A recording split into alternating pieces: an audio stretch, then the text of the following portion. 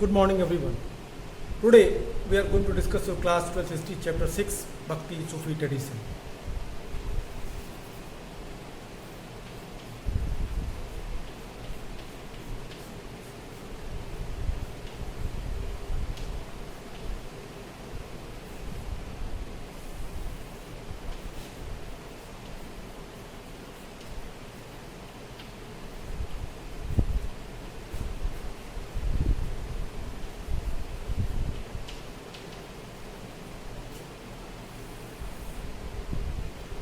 Okay.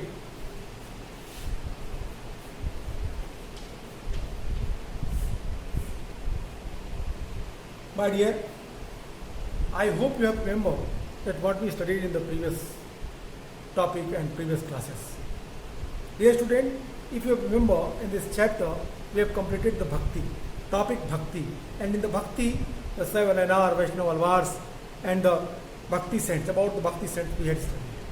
We also discussed about their languages in which they preach the common people.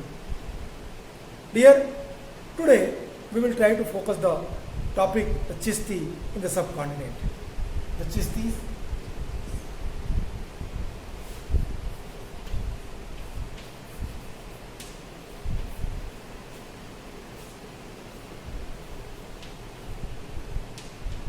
the Chistis,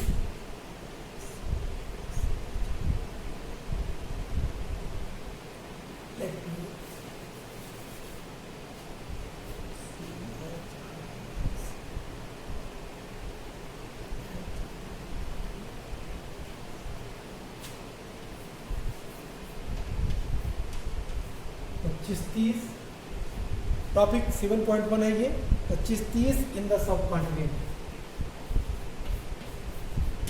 In the subcontinent. Okay? Subcontinent means किसकी बात कर रहा है? India की बात. Okay? Indian continent की बात कर रहा है. If you will read your book, we are clearly explain about that, how the Chisti sect, why it is spread. Gradually spread in whole Indian continent. My dear, according to your book, what is mentioned here, after the group of the Sufi who migrated to India in the late 12th century, the Chistis were the most influential. This was because they adapted successfully to the local environment adopted the several features in Indian devotional tradition. Okay, during 12th century,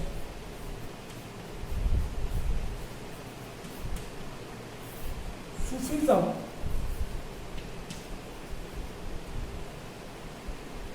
what? It was basically spread in whole Indian continent.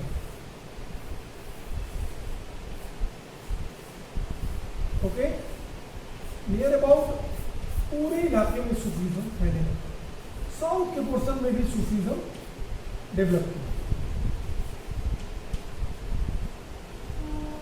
As you know that I have already discussed about there were two sects in Sufism, Basara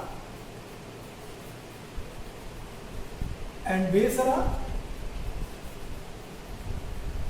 I think there is no need to explain that what is the difference between Basra and Besara, because it was already discussed by me in your previous class that Basra it means the Sufi saint who believe in Sharia, and Besara it means the Sufi saint who believe in Sharia. जो शरिया पे विश्वास नहीं करते थे और जो शरिया पे विश्वास रखते थे, जो शरिया के एक्सप्लेनेशन अपने स्पिरिचुअल एक्सपीरियंस के आधार पर करते थे वो बेसरा कहलाए, जो शरिया पे एग्जैक्टली बिहेव करते थे वो बासरा कहलाए. धीरे धीरे दोनों सेक्ट पूरे होल इंडियन कॉन्टिनेंट में क्या हुए, तेजी से फैल गए. 12th सेंचुरी तक आते आते भारत में सूफीज्म का विकास तेजी से दिखाई देता है. भारत में सूफीज्म कब से दिखता? सबसे पहला नाम आता है मोइनुद्दीन चिश्ती का.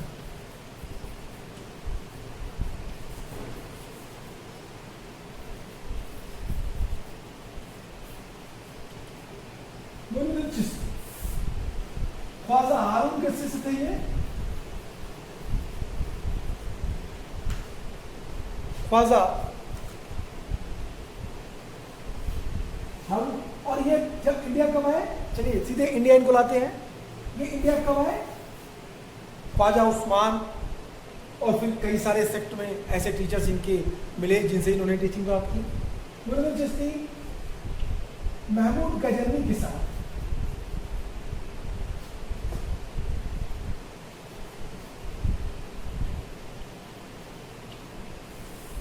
महमूद गजनवी की सेना के साथ भारत आए। भारत आने के बाद उन्होंने अपनी खानकाह बनाई। खानकाह हम जिक्र करेंगे खानकाह का।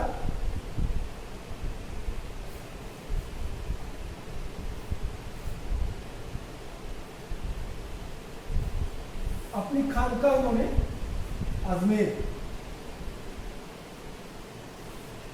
में बनाई और फिर यहीं से धीरे धीरे सूफीज़म का चिश्ती सेक्ट का एक्सपेंशन शुरू हुआ है।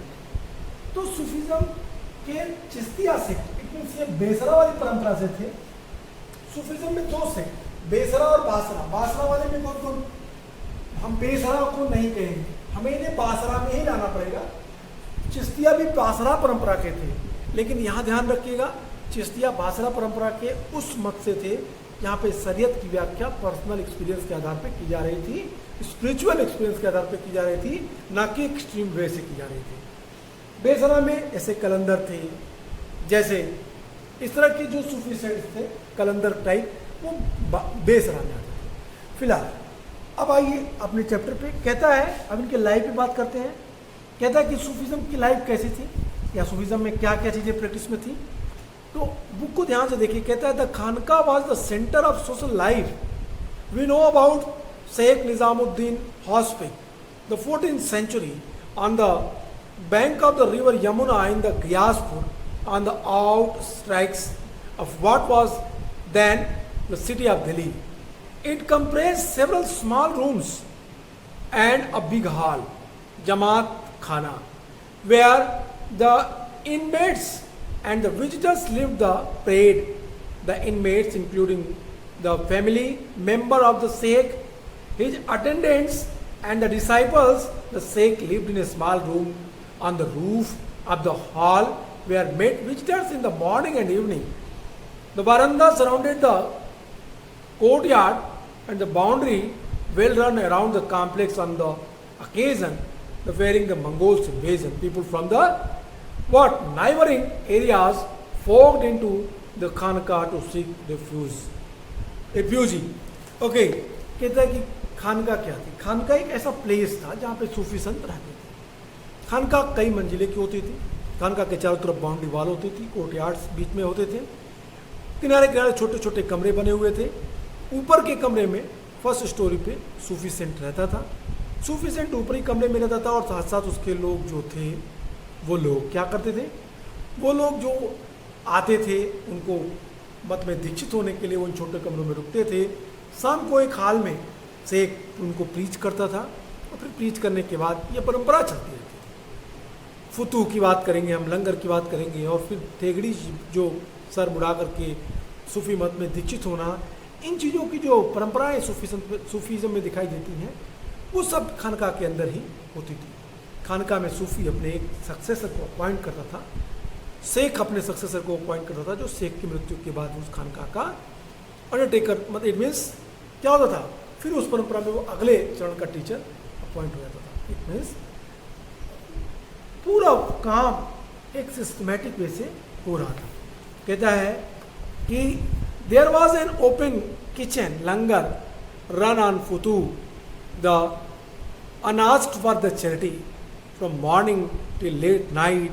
People from all walks of life, soldiers, slaves, singers, merchants, poets, travelers, rich and poor, Hindu yogi and the Kalandars came seeking the displays amulets for the healing and the intercessions of the Sheikh in the various matters.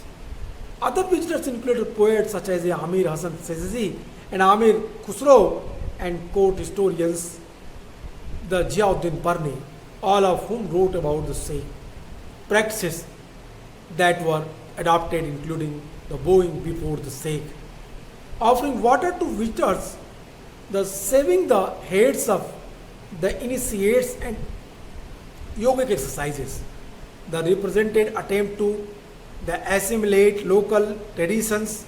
Sheikh Nizamuddin now appointed several spiritual successors and they deputed them to set up the hospices, the various part of the subcontinent. As a result, the teaching practices and the organizations of the Chistis as well as same for the Sikhs spread rapidly. They stormed through pilgrims to the shrine and also the shrines of the spiritual ancestors. My dear, what we read, according to this paragraph, it is very clear that during the life of the Sikh, he appointed their successor. The successor who would regulate the teachings and the sermons which was given by their teachers among their disciples.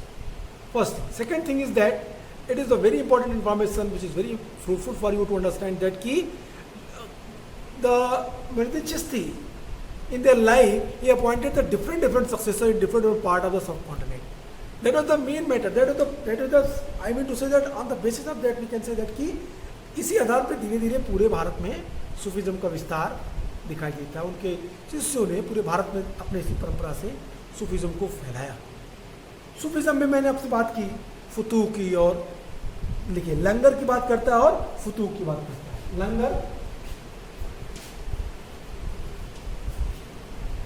Langar there is no need. लंगर क्या था? Free of cast लोगों को खाना खिलाने की व्यवस्था लंगर में थी. दूसरी बात जो थी वो क्या थी? फुतू ये क्या थी?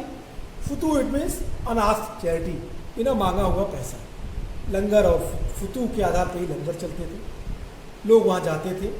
हर वर्ग के लोग वहाँ पहुँच करके क्या करते थे? वहाँ खाना खाना और उस रिलीजियस टीचर से इंटरेक्ट होना, ये सारे काम वो लोग करते थे. इट मीन्स टीचर के साथ वो लोग मिलकर के इन चीज़ों को अपने तरीके से. फिलहाल इस तरह से धीरे धीरे परंपराएं आगे बढ़ी और सूफीज़म का विस्तार हुआ. नेक्स्ट टॉपिक देखिए. नेक्स्ट टॉपिक है चिश्ती द डिवोशनलिज्म जियारत कव्वाली. चिश्ती अब चिश्ती सेंट थे, उनकी दरगाह में कव्वाली का आयोजन होता था. सूफी संतों के मृत्यु के पश्चात I mean to say that जब सूफी संत इस दुनिया से अलविदा कहे जाते थे तब ये लोग उनकी जो ये दरगाह, उनकी जो एक खानकाह, वो एक रिलीजियस प्लेस के रूप में क्या होती थी? लोगों में फेमस हो जाती थी. और तब लोग इस पूरे जगह को क्या करते थे? एक अपने पिलग्रिमेज के रूप में अडॉप्ट करते थे.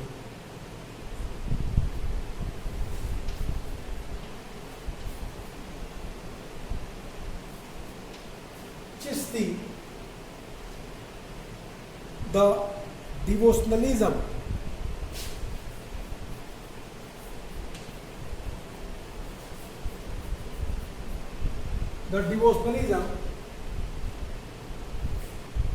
Chisti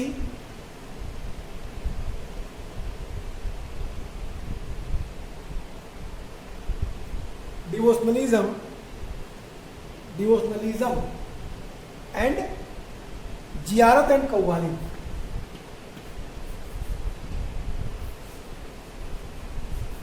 जियारत and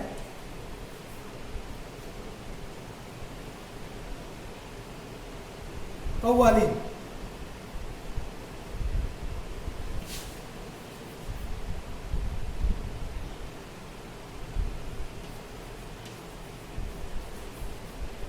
I hope everyone aware of qawwali. सभी लोगों ने कव्वालियाँ सुनी होंगी. ये कव्वालियाँ एक तरीके से मिस्टिकल अप्रोच को दिखाती है सूफीज़म. कव्वालियों में जो लोग गाते हैं इसे ईश्वर से इंटरेक्शन का सबसे अच्छा माध्यम मानते हैं. Okay, let us see and try to understand कि क्या कह रहा है वो कहता है कि द पिलग्रिमेज कॉल्ड जियारत, द पिलग्रिमेज कॉल्ड जियारत. ओके, पहले जियारत को ले लेते हैं.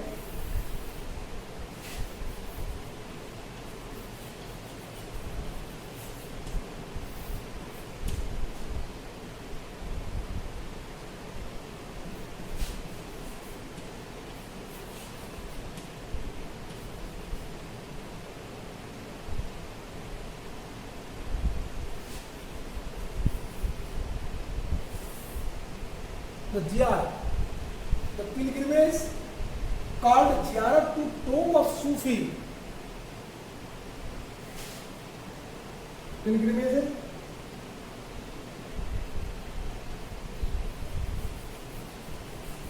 called ziyarat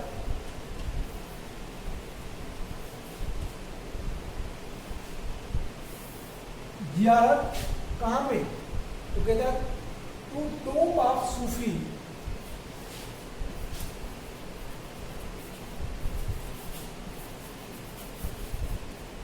to top of Sufi saint is prevalent all over the Muslim. Sufi saint to prevalent saint is prevalent.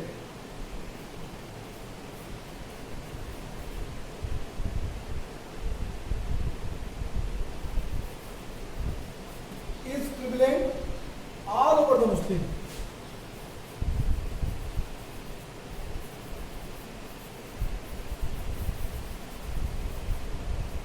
Okay, I hope कि आप इसकी डिफिनेशन को देख के समझ गए।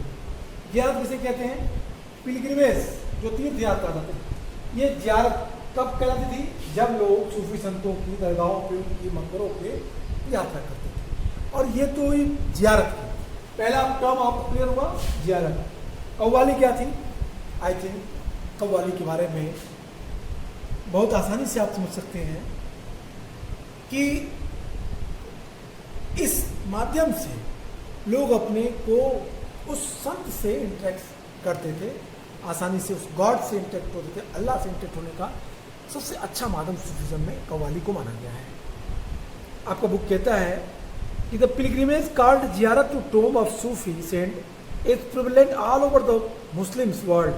This practice is an occasion for seeking the Sufi spiritual grace, barakat.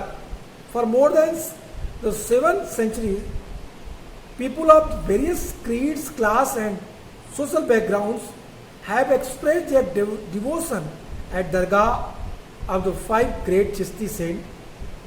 Amongst these, the most revered shrine is the Khwaja Muhyiddin, popularly known as Garib Nawaz. Okay, in the starting of this class, I was already discussed that Khwaja Muhyiddin Ali Chishti was the prominent Chishti saint in Indian continent. Their dargah, their khanqa was very famous. The pilgrimage for the Muslims, every year, the thousand of the Muslims after the death of the Khwaja Muhyiddin Chishti, the subtitles Garib Nawaz, the various people they reach there and the what कि वहाँ pray करते हैं कि उन्हें बरकत प्राप्त होगी, उन्हें अपने चीज़ों को मांगने की जो चीज़ें जरूरत हो उन चीज़ों को मिलेंगी. That is what. So that's why in the I mean to say that dargah it change their feature as a pilgrimage. It is in the other word we can say that कि it is the Indianization of the Islam. Bharat का इस्लाम का भारतीयकरण था ये, जो pilgrimage की यात्रा दिखाई देती है, जो मकबरों की पूजा शुरू हो रही है, प्रतीक पूजा करने वाला है. Here I want to tell you that in Islam the basic concept of Islam that कि idol worship, the symbol worship and such type of other, the pictures and as like so on, it was totally prohibited for worship. पूजा करने के लिए इन सारी चीज़ों को prohibit किया गया है, रोका गया है. लेकिन यहाँ हमें जस्ट अपोजिट दिख रहा है, और वो है इस्लाम में इस तरीके की परंपरा का होना. दरगाहों पे जाना, यात्राएं करना और प्रतीकों का पूजन करना. इट मीन्स दरगाहों में जो सिंबल रूप में बने हुए हैं, जो छोटे छोटे, जो आप देखे होंगे ख्वाजा मोइनुद्दीन चिश्ती की दरगाह, लोग वहाँ जाते हैं, वहाँ पे चद्दर चढ़ाते हैं, वहाँ पे फिर अगरबत्तियाँ जलाते हैं और तमाम तरीके के रिचुअल्स वहाँ होते हैं. इस्लाम में इन चीज़ों की सख्त मनाही है. कब्र पे जाके आप आग नहीं जला सकते, मोमबत्ती नहीं जला सकते, सिवाय एक त्यौहार के, जो उनका त्यौहार होता है आई थिंक जिस दिन शब बारात का फेस्टिवल पे, सिर्फ शब बारात के फेस्टिवल पे वो लोग अपने कब्रों पे पटाखे जलाना, अगरबत्तियाँ जलाना, उनको रोशन करना, पटाखे जलाना जैसे काम करते हैं। लेकिन इस्लाम में इस तरह की चीज़ों को पूरी तरीके से इलीगल माना गया है। लेकिन यहाँ पे सूफीज़म में हमें ये चीज़ें दिखाई देती हैं।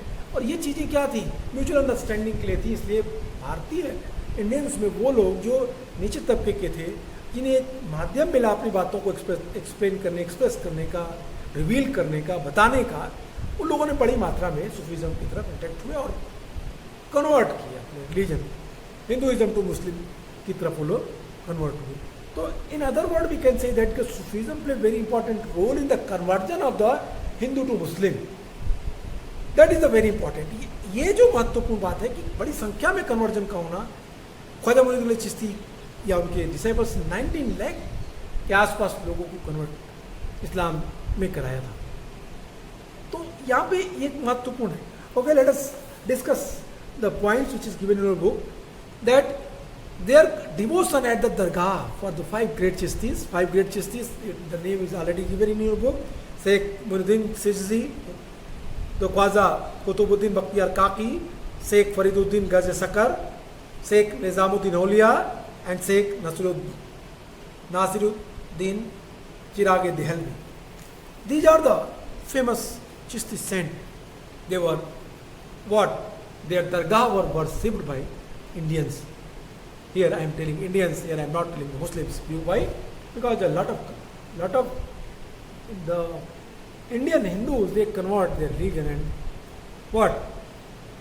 Involve themselves in such type of practices. उन्होंने अपने को इसमें भाग कर दिया। The earlier textual references of the Khwaja Moinuddin Dargah date to 14th century. It was eventually popular, became of the austerity and the pity of the Sheikh. The greatness of this spiritual successor and the patronage of royal visitors Muhammad bin Tughlaq rulers 3024 to 51 was first Sultanate rulers, first Sultan who visited the shrine. But the earliest the constructions of the house to tomb was funded in the late 15th century by Sultan Ghiyasuddin Khalji of the Malwa. Since the shrine was located on the trade route linking Delhi and Gujarat, it attracted a lot of travelers. Here, the very important information which is given by the author, that the Dargah of Sufi son, Khwaja Moinuddin Chishti, Ajmer Sharif, it was directly connected with the Gujarat to Delhi trade route. So that's why the traders who traveled on that route, they were attracted on that and they reached and they pay respect on them. And they donate also the Futu, Anaj territory. Second thing is that the first time the Sultanate rulers, Muhammad bin Tughlaq, he was first ruler who visited the shrine, this Dargah. And then after Akbar, he also started these type of the pilgrimages, and he went to 14 times. Where? This Dargah. He visited the 40 times.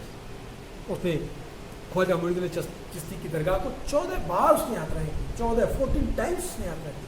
1580 वो time था जब last time था उसने इस यात्रा को बंद किया। It is also given in your book, when you will read this paragraph you can easily understand that what I am telling you. This is not the access part.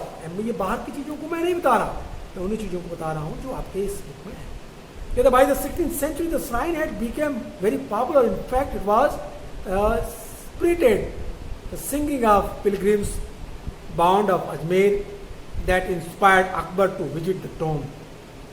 He went there 14 times, sometimes 2 or 3 times a year, to seek blessing for the conquest, fulfillment of woes, and the birth of the son. He maintained these traditions until 1580. Each of these visits was celebrated by the generous gift which were recorded in the imperial documents. For example, in 1568 he offered a huge deg to facilitate the cooking for the pilgrims. He also had a mosque constructed within the campus of the Dargah. Also a part of the ziyarat the use of music, dance, including the mystical chants performed especially the trained the musician or qawwals to evoke divine ecstasy.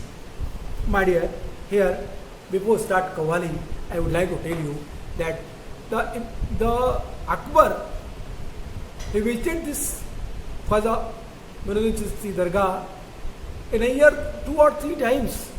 2 से 3 बार उस क्षेत्र की वो यात्रा करता था.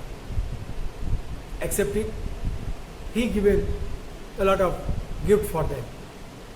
And how strange it is, this matter, that the tomb was built by neither Akbar nor Muhammad bin Tughlaq, but it was built by the Ghiyasuddin Khilji, the ruler of. कहाँ का रूलर था? मालवा का. उसने बनवाया. ghiyasuddin Khilji जो मालवा का ruler था, उसने मोइनुद्दीन अली चिश्ती की दरगाह के ऊपर एक क्या बनाए, डोम बनवाए, एक बड़ा सा गुंबद बनवाया, उसको प्रॉपर फॉर्मेट कर. यद्यपि कई सारे राजाओं ने इसकी यात्रा की. अकबर जैसा महान शासक भी 14 बार इसकी यात्रा करता है. कभी एक साल में 3-3 बार यात्रा करता है. और किन अवसरों पे करता है? तो वो या तो कोई युद्ध विजय के उपरांत, या पुत्र की उत्पत्ति या पुत्र पैदा होने के बाद, या किसी ऑस्पिशियस वर्क उसकी जो कंप्लीट हो उसके एवज में वो इन दरगाहों की यात्रा करता था. Is also mention there. और कहता है कि बहुत अधिक बार उसने यात्रा की उस दरगाह की. तो इस आधार पे आप कह सकते हैं, समझ सकते हैं कि किस तरीके से इस दरगाह का अपना एक अलग महत्व था, इम्पोर्टेंट थी. मुझे लगता है कि आप इस पॉइंट को आसानी से समझ रहे होंगे जो मैं आपसे कह रहा हूँ. ओके, अब नेक्स्ट पॉइंट समझते हैं कव्वाली. ओके, जियारत हो गई, अब कव्वाली को सुनते हैं.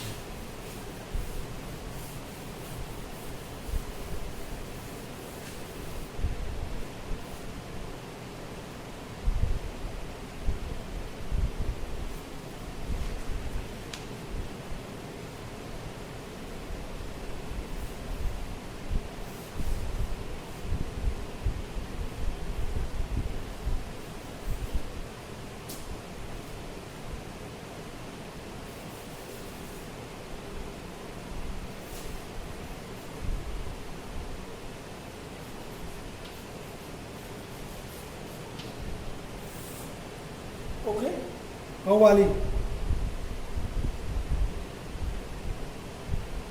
कव्वाली किसे कहते हैं? एक काफ़ी अच्छा आपका बुक कहता है, पहली चीज़ तो इस्लाम में म्यूज़िक स्ट्रिक्टली प्रोहिबिटेड है. ये बात क्लियर जान लीजिए, इस्लाम में म्यूज़िक नहीं है.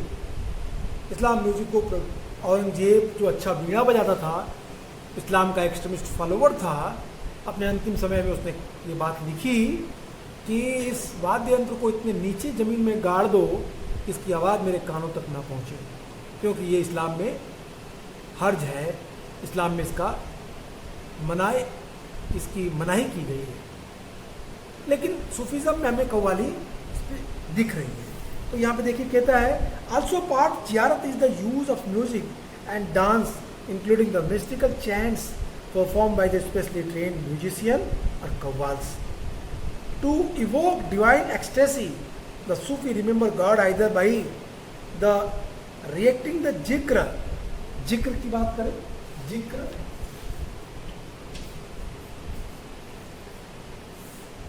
कव्वाली को कौन कहता है? कव्वाल्स. कव्वाली को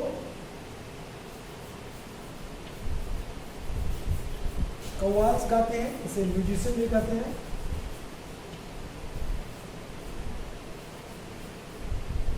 म्यूजिशियन,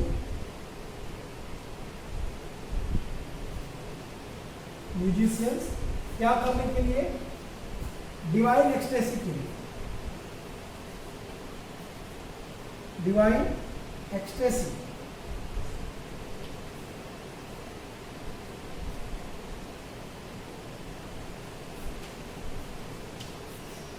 ओके, डिवाइन एक्सटेसी के लिए कव्वाल्स. ये कव्वाल्स क्या थे? म्यूजिक क्या थे? दे वर ट्रेंड होते थे. डिवाइन एक्सटेसी के लिए वो अच्छी सी कव्वाली गाते थे. और ये कव्वाली जियारतों के समय में प्रायः गाई जाती थी, जस्ट लाइक ए भजन। जैसे हिंदुओं में भजन होते हैं उसी तरीके से ये सूफी परंपरा में ये कव्वाली होती है। आपने फेमस मूवी देखी होगी बजरंगी भाईजान। बजरंगी भाईजान की एक फेमस कव्वाली है, there is no need to explain here, I think this particular that qawwali click in your mind that what I am indicating you. मैं आपसे क्या इंडिकेट कर रहा हूँ आपको समझ में आ गया होगा। बहुत अच्छी कव्वाली है और वो कव्वाली जियारत पे होती है, किसी की कब्र पे होती है। ये थी आपके लिए होमवर्क भी है, आप उसको देखिए और फिर मुझे अगली क्लास में मुझे बताइएगा आप लोग ऑनलाइन क्लासेस में कि उस कव्वाली में जो दरगाह थी वो किसकी दरगाह पे वो कव्वाली हो रही थी। मेरे कहने का सेंस ये है कि जियारत के समय ये कव्वालियाँ डिवाइन एक्सटेसी के लिए गाई जाती थी, अपनी धार्मिक उन्माद को बढ़ाने के लिए, अपने धार्मिक भाव अभिव्यक्ति को दिखाने के लिए कव्वाली एक बेटर माध्यम था इस्लाम में, सूफीज़्म में। तो आज के लिए इतना ही, नेक्स्ट क्लास में फिर मिलेंगे, टॉपिक को पढ़ेंगे। Good bye.